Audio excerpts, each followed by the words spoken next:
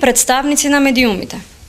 Искрено не очекувавме членовите на СДСМ од Гевгелија благонаклоно да го прифатат откривањето на споменикот на прогонуваните, затвораните и убиваните лица за самобитноста и независноста на Македонија од 1945 до 1991 година.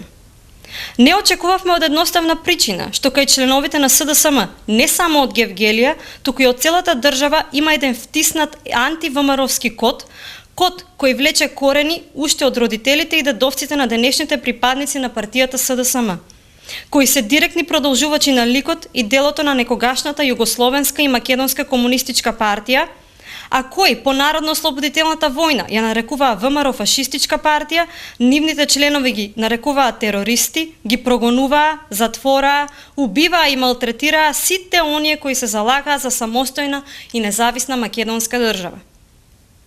Не очекувавме членовите на СДСМ да се поклонат пред споменикот кој беше откриен во пресрет на празникот на македонската независност, споменик кој е потсетник за идните генерации за едно време-невреме од историјата на нашата држава.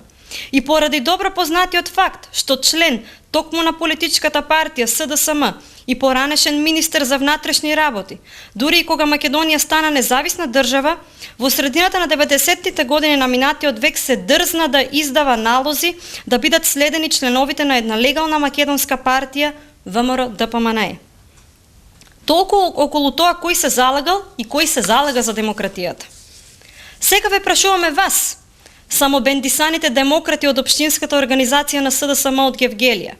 Зарем е провокација за вас да им се оддаде почит на коските на сите оние македонци кои ги положија своите животи или го изгубија своето здравје, гниејќи по затворите, само затоа што ја сонувале Македонија како независна држава?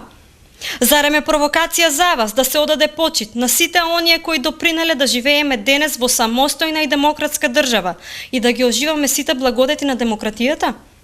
Зарем според вас беше провокација и кога српскиот претседател Николик се поклони пред жртвите на српските паравоени формации во Сребреница? Или пак кога германскиот канцелар Вили Бранд се поклони пред споменикот на сите оние кои умреа по фашистичките логори ширум Европа? Не, господа, тоа не е провокација. Тоа е најголема доблест. Но вие таква доблест во вас сте немале и нема никогаш да имате. Тоа сте вие. Никогаш не сте учеле и нема никогаш да научите ништо од најголемата учителка во животот, од историјата. За разлика од вас, ние од ВМРО ДПМНЕ ја имаме таа доблест во себе. Секоја година, по повод одбележувањето на сите значајни датуми од нашата народно-ослободителна борба, заедно со вас, рамо до рамо, полагаме свежо цвеќе на бистите на загинатите и починати борци од гевгелискиот крај. Иако сме свесни дека меѓу нив имало и такви, се разбира, во помал број, кои учествувале во судењата и ликвидирањата токму на лицата кои биле носители на идеите за самобитноста на македонскиот народ. Вие, господа советници од СДСМ, решивте да не дојдете на отварањето на споменикот на лицата прогонувани, затворани и осудувани за идеите за самобитноста на македонскиот народ и неговата државност. Одбивате и понатаму да се соочите со вистината. Одбивате да ги струшате табу темите од историјата и да изградиме сите заедно една колективна свест за злото што било продуцирано од еден систем кој се хранел од несреќата на луѓето кои го сонувале сонот за македонска држава. Заборавивте дека долгот на државата кон сите оние чии судбини биле вткаени во македонскиот непокор е долг кон вистината и правдата. Но не само тоа, вие направивте нешто уште пострашно. Погазивте и поплукавте со вашата пресконференција врз коските на илјадници македонски граѓани, на кои брутално им беа одземани животите, им беше корумпиран сонот и им беше репресирана љубовта кон татковината. Тоа најголемиот број на гевгеличани, верувајте, нема никогаш да ви го простат. За споменикот на револуцијата на мрзенци, пред кој театрално ја изведовте вашата пресконференција, само ќе ве прашаме. Се сеќавате ли во каква руинирана состојба беше уште кога стоеше на Вардарскиот рид? Вистинска вејка на ветерот. Се грижевте ли тогаш вие за него? Не, само го закрпивте на 2 на 3 и го преселивте на мрзенски рид.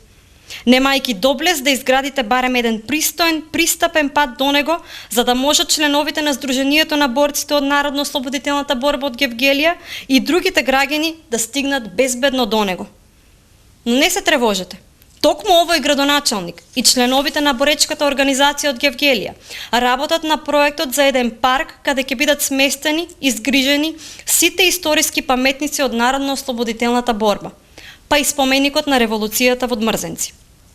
А на крајот, едно потпрашање за вас од СДСМ. Дали отварањето на новата автобуска станица во Гевгелија представуваше смислена провокација и погазување на вистинските општествени вредности во еден град, па затоа не дојдовте на нејзиното отварање? Ви благодарам.